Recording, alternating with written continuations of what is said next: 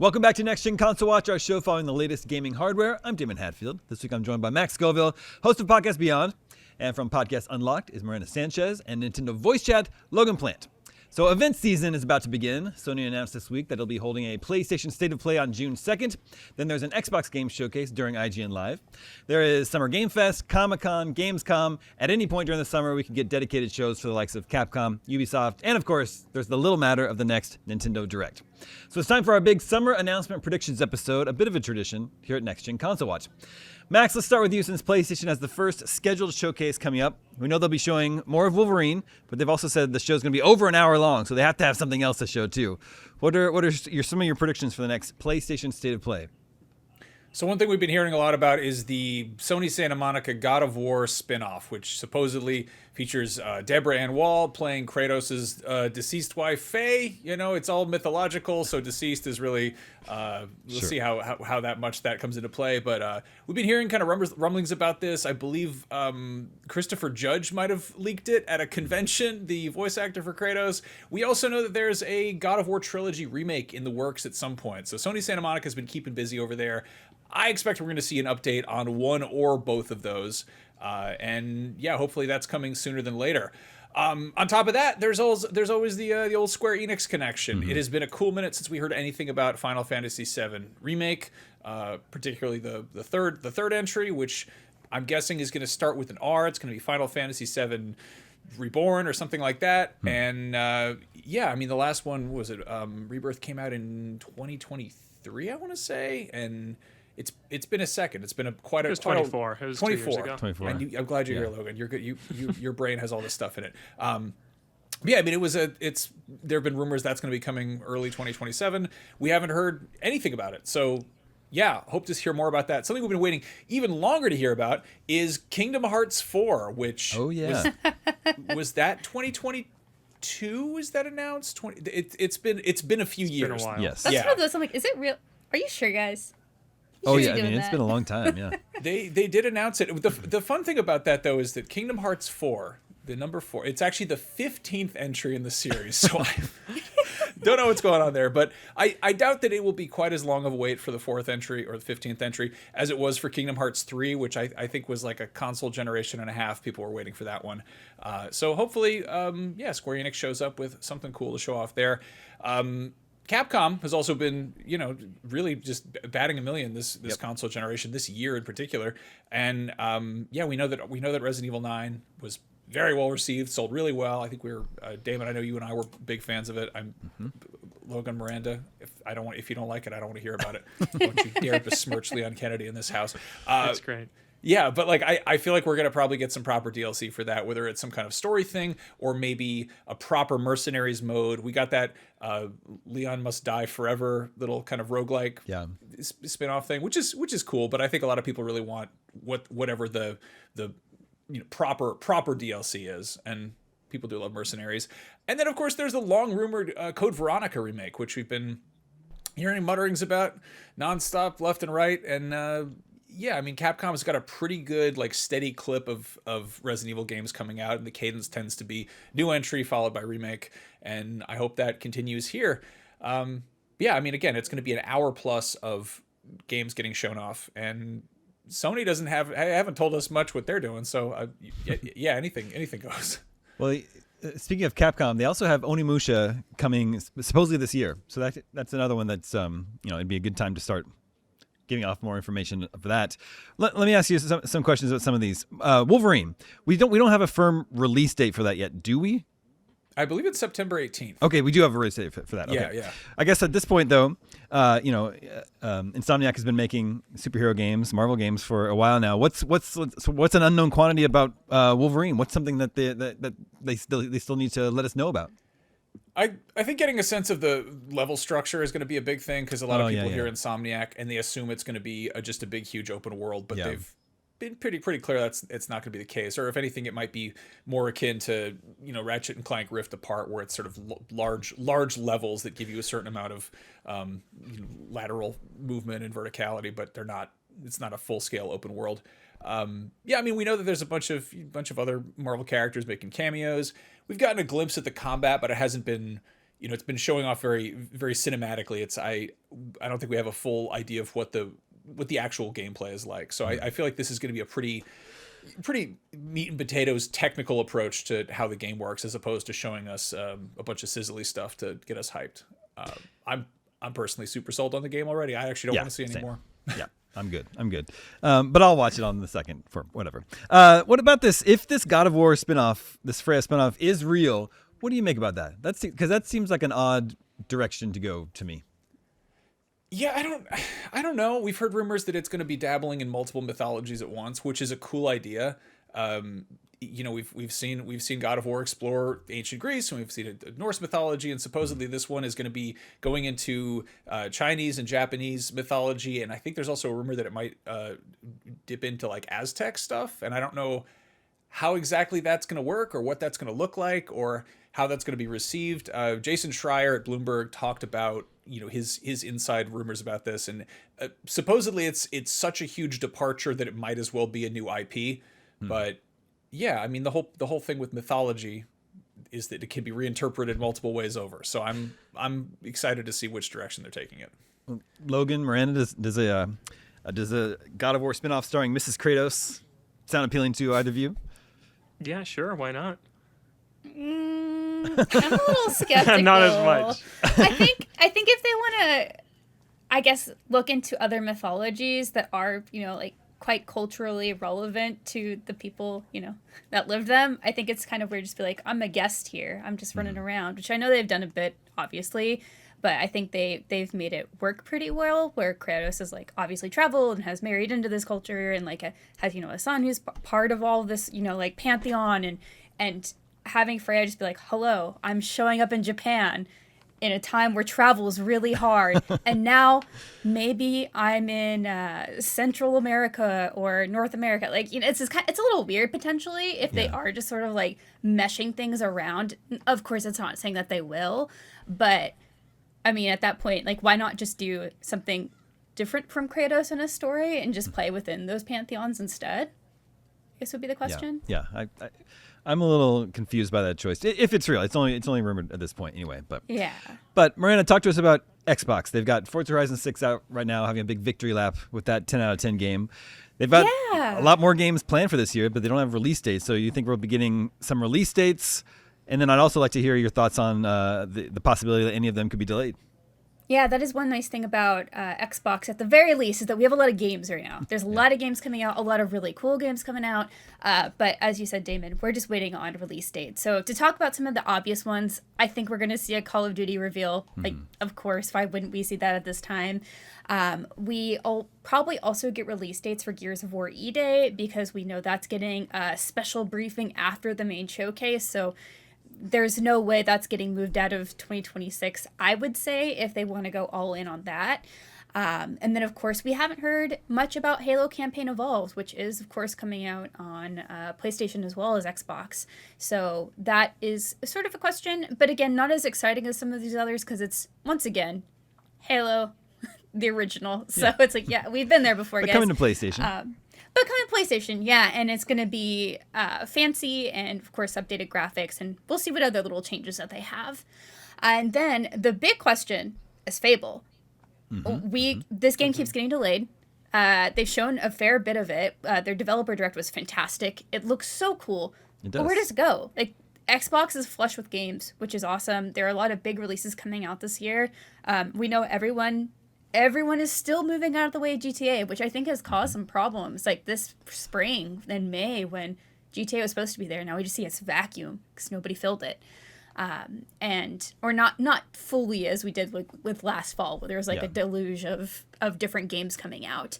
And now they're like, all right, hopefully, actually, GTA comes out this fall. But then where does that put Fable? Because these are going to be both big open world games. Obviously, Fable, very different. But if you ask most people, it's like, all right, GTA and Fable out around the same time. Are you putting down Fable for GTA, or would you do the vice versa? And like, that's a really hard ask. So I think the timing there is quite up in the air. So I know, Damon, you had asked too. It's like, is there any chance, at least in our notes, that Fable gets delayed? And I think there's a very good chance. We talked like quite a bit about this on Unlocked as well, and we think that there's a good chance it could move into Q1 of next year, just to give it more breathing room. Like, what about a February release? We've seen games do super well February, March, and I think it'd be kind of cool to have that in the beginning of next year, so we can just have a lot of time with GTA. What about any of the other Xbox's other franchises? Is it time for a new Wolfenstein or something from? Yeah, so that's another one that I had. I don't think we're going to get it anytime soon, but I think they will, or would like to see them at least tease the next Wolfenstein game. Obviously, Machine Games is coming off of Indiana Jones. That's been out for a bit. It just came out on Switch. But I want BJ back. I love him so much. Yeah. And I would like another game with him. I would like something with his twins involved as well. I know Youngblood had, mixed reception, but at the same time, we still got to finish out the Wolfenstein story. And I would like to see them, reveal, like, at least what their vision is for that in some small way. I don't think we're going to get a full, like, story tease or anything, but at least an announcement of, like, what they're vaguely thinking for it. Like, that would be really nice around this time. We did have reports that Wolfenstein 3 was in development. Those were circulated around early January, so I think it is time for Machine Games to say yes, and vaguely where in the timeline it is, because that would be very nice. Because they have Indiana Jones, but that's over a year now. That was first released on Xbox, so. Yeah. So it's been a bit of time. So I think we're ready for the next thing. And of course, Machine Games is, fantastic at what they do. So I want to go back. Any new hardware you think might be shown from Xbox? I think, so obviously they've been going really hard on talking about Project Helix lately, even just little small updates. GDC is kind of where we saw them really get into the weeds of some of the technical specs that they're aiming for. Not only specs, but like capabilities, I guess you could say. And I don't think we'll see anything else about Helix in depth now, but some Brazilian regulators maybe didn't know what they were doing, but they leaked some photos of some new controllers that are allegedly coming out for Xbox, because, leaks, you never know. But we saw the Xbox Cloud Gaming Controller, which looks like this tiny little controller, obviously very portable. If that's what it is, I'm stoked, because I have tiny hands. Offset thumbsticks, perfect portable size. That would be cool. We also saw what looks like it could be the Elite 3. So if those were just samples of the devices, which they did look like that, and not like the full built-out final versions, we could be in a good spot to get some announcements for those. One thing we also discussed a bit on Unlocked was maybe this could be a nice bridge into Helix, not quite saying exactly what they're looking for, but that if you get peripherals now for your Xbox Series X or S, then they will work on whatever Helix is as well. So if you're investing in stuff now, it's not going to go to waste, basically, which would be a very good consumer-friendly thing, and also not wasteful. That's ideal. Yeah. And there's a bit of precedent set for that. So I'm hoping, though, that whenever they do release them or showcase them, that they're really fun. Asha Sharma, who is now leading Xbox, has been saying that they really want to return to Xbox roots. And when I think about like younger times of gaming, I think about that like almost toy aspect of the devices and how they are like really fun designs and they're kind of goofy. We've gotten this really sterile place with tech where it's like, here's your black or white brick. Sometimes we'll give you a fun color for a premium price. And I'm like, all right. But it'd be so cool to see them embrace like transparency and early 2000s designs and like bubbles and just, like fun things to make it look like a piece of art and not just like a device, like a cold device. Do you mean transparency like atomic purple or transparency like being more forthcoming with information? Both. But I think they've been, I guess, I'm saying, like atomic purple, but it would be more of a green, for this one. But they could do purple, and I'd be happy with that. They actually have a line of controllers with that, too. But I think they have been, I guess, putting out information, whether it's useful information or helpful weekly. I have this theory that they have a weekly PR beat requirement right now. So, because it seems like every Friday they're like, oh, and by the way, we're doing this. By the way, Xbox, all caps. And I'm like, all right. So I think that's something that we could see, at least in terms of peripherals necessarily, full on hardware. They also just lowered the price of Game Pass recently, not to where it was last year before the big increase, but they cut $7 a month off the price, which is certainly better than nothing. Do you think anticipate any other announces or changes to Game Pass at the showcase? Yeah, so obviously the prices before were quite egregious. They're still pretty high, but I mean, it's not immediately cancel high, at least. Yeah, exactly. I think we could see the return and full reveal of the Xbox Game Pass Friends and Family plan. So they had originally talked about that a while ago. We had a preview of what that plan could be like back in, I guess, like late 2022, and like there's a preview that ended in August of 2023, but it was only for Colombia and Ireland, so most people don't really know like what this is exactly.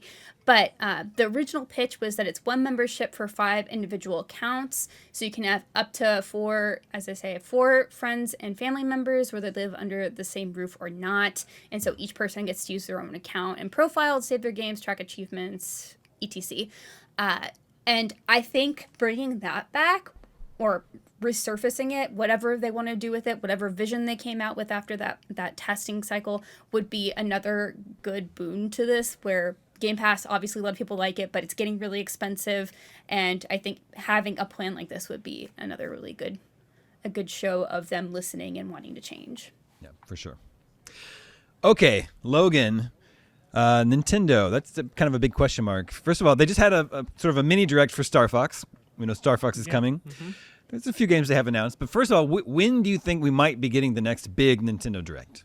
I think it's going to be probably the week before Star Fox comes out. Star Fox is the last week of June, so I think it'll be the Wednesday or Thursday the week before that. They typically don't schedule directs the same week as a product release, and they typically also hit June. Like we've seen them changing their strategy. They're really leaning into Nintendo Today, the smartphone app that they've been dropping release dates and new trailers in. But I still think that June will see a major Nintendo Direct, and so I expect it sometime around the third week of June.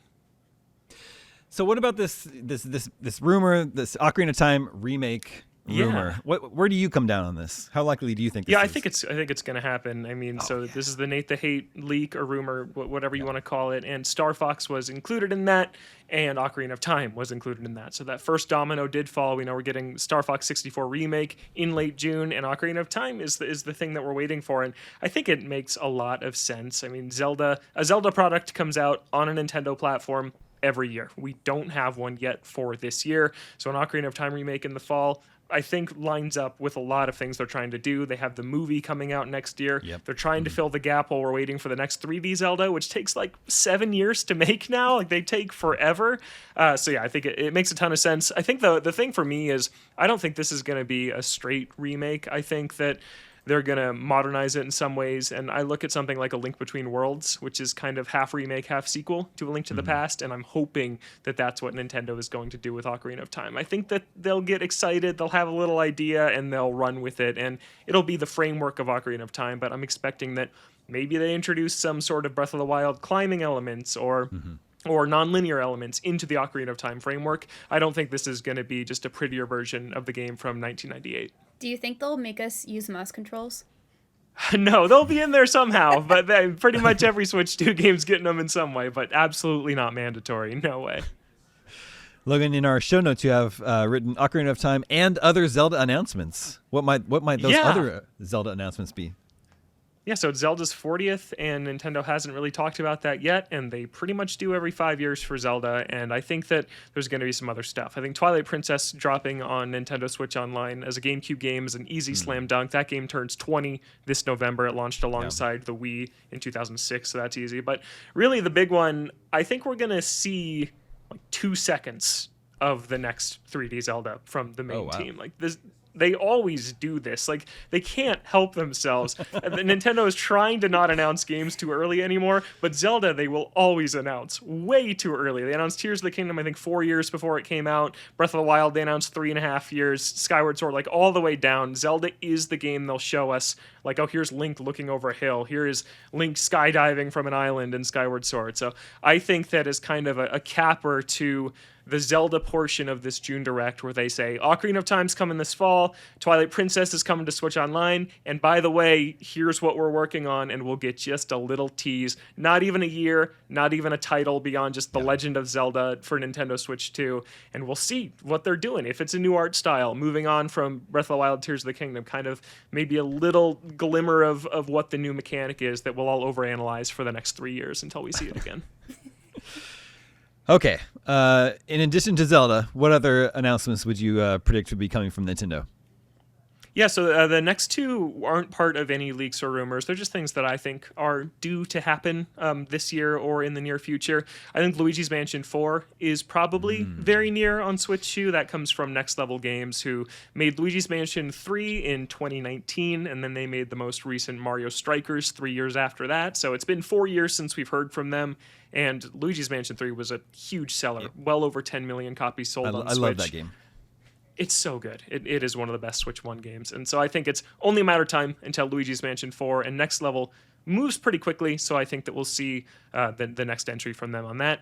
And then Mario Kart World DLC. I think that they've been chipping away at updating Mario Kart World. They add little tiny UI fixes or a new battle mode here and there. But I think it's time for like the big 2.0 Mario Kart World update with here's a Donkey Kong Island that has cropped up in the ocean that you can drive to, and there's 6 tracks on that DK Island, and here's like King K. Rool and Void Kong and all these other DK characters coming in, and costumes for DK and Pauline, because they did not have more costumes than like one in base Mario Kart World. So I think that they're going to announce that this June, and it could be even a shadow drop in the Direct, I think. Mario Kart World is a game I like, but it is a game that could use more content, in my opinion. It could. What about something like Xenoblade? Yeah, I think that it is time to see what Monolith Soft is making. They made Xenoblade 3 about 4 years ago, and we've seen a bunch of job postings for some big open world RPG that they're making. It's probably, I think it's going to be Xeno something. I think that Xenoblade might be done. Xenoblade 3 and its DLC was kind of the end conclusion of that story arc. Like the DLC for 3 tied a lot of the franchise's threads together. So I think like Xeno something, new start on Switch 2. I think that'll be revealed this year, but not out this year. Similarly to not out this year, we're still waiting on the Duskbloods from FromSoft. That's a Switch 2 at least timed exclusive that they're partnering with Nintendo on. And they said 2026 when they revealed it over a year ago. We've heard nothing from it. FromSoft games get delayed all the time. I think this one, I think we'll see it, but I think it slips to like February 2027. What about Elden Ring? That was supposed to be out last year for Switch 2. Yeah, apparently Elden Ring is looking a lot better now. I think people have seen a more recent build of the edition on Switch 2, and that is getting a little bit more up to speed. So yeah, we'll probably see that this year, maybe to fill the gap with the Duskbloods delay. We're also still waiting on Borderlands 4, right? That was also delayed indefinitely? And I don't think that's ever going to happen. I think that's not coming to Switch 2. That's BioShock on PS Vita. Exactly. They have announced the next Fire Emblem Fortune's Weave. Surely it's time to give us a release date on that if that's coming this year, right? Yeah, I think it's going to come in August. I think the release date will be in the June Direct, and I think it's going to be a really quick turnaround. That's been a pattern we've seen recently. Nintendo announces Star Fox and says it's out in 6 weeks. I think that could be with Fire Emblem here. We'll just get one big trailer for it in the Direct that shows how similar it's going to be to Three Houses, I think, which is the best-selling Fire Emblem of all time, so it makes sense. And it'll be out as the mid-August game before kind of the fall rush of new stuff starts. Well, there's a lot to look forward to over the next few months. Lots of exciting announcements on the way. Before we get to our polls, I want to hear what each of you are most excited for. What's the one announcement you're most excited for? It doesn't even have to be for the platform for which you appear on a podcast. Max, how about you? I hope we see Duskbloods, honestly. I really want to know what the heck that game is. It looks considerably goofier and weirder than FromSoft's usual output, and I want to know I don't particularly want a multiplayer-only FromSoft game, but I'm curious what one looks like, so hopefully we hear more on that. Yeah. And how different from Night Rain is it going to be? I am curious to learn more about that one as well. Logan, how about you? Most excited? Is it a Zelda something? I'm just waiting for Intergalactic. I love Naughty Dog, Oh, yeah? and it's been so yeah. long since a Naughty Dog game, like the whole generation without one, and it's a new IP, and I am just waiting. Like, that's what I own my PS5 for, is like Naughty Dog games, and we haven't gotten one yet, so I'm waiting for that. Max, we didn't cover that in your predictions. You think they're going to keep quiet on that for now? I'm really skeptical that we're going to see this before the Game Awards. Yeah. We might, but again, yeah, this feels like it's a ways off. Yeah. Well, we shall see. Miranda, how about you? I would say I'm actually the Zelda something. I Yeah. want to know if the Ocarina of Time game is actually happening. It is one of my favorite games of all time. Until Breath of the Wild and Tears of the Kingdom, it was my #1 Zelda game of all time. And I wanted to see what they're going to do with it. It's like my favorite. We also got to play it recently for a show that we had earlier this year. So, ready to go back again. Still a lot of fun today. Ocarina of Time. Well, dear viewers, want to know what summer showcase are you most excited for? The PlayStation State of Play, the Xbox Game Showcase, Nintendo Direct. You can vote at IGN.com or at Spotify. The day this episode goes live, we'll share the results on next week's show, just like we can with last week's poll results. We were talking about trendy game genres. We asked, what's your favorite trendy game genre? Right at the top of the list was roguelites, but just behind that was boomer shooters. They both had, 33, 31%, so they're pretty neck and neck there. That'd be followed by cozy games, extraction shooters, Vampire Survivors likes, and then Friend Slop was at the very bottom, which not surprising. I had never even heard it. Miranda, Logan, you heard Really? this? You heard of this term, Friend Yeah, Slop? Peak is Friend Slop. Oh, yeah. I had there's never heard some that fun term ones. before. Well, that got less than 5% of the vote. So anyway, all right, IGN Live 2026 is right around the corner. The 2-day celebration of gaming and entertainment will take place June 6th and 7th in downtown LA. It'll be filled with celebrity panels, exclusive game reveals, live stage shows, live podcasts, giveaways, and much more. As part of IGN's 30th anniversary celebration, we're giving away 30 free IGN Live tickets a day. Go to live.ign.com and use code IGN30 promo to get your free ticket. Also, our friends at Humble, they've got the Humble Indie Icons Showcase bundle. It's live now. We're celebrating 15 years of Humble Bundle with an extra special bundle of our favorite indie games, Bloodstained, Super Hot, Celeste, The Witness, and more. It's a $200 value, but you pay what you want. Go to humblebundle.com and check that out. And that's our show. Thank you to Max, Logan, and Miranda. Thank you to everyone working behind the scenes to make this episode possible. My name is Damon. We'll be back next week with more of the latest gaming hardware. We shall see you then.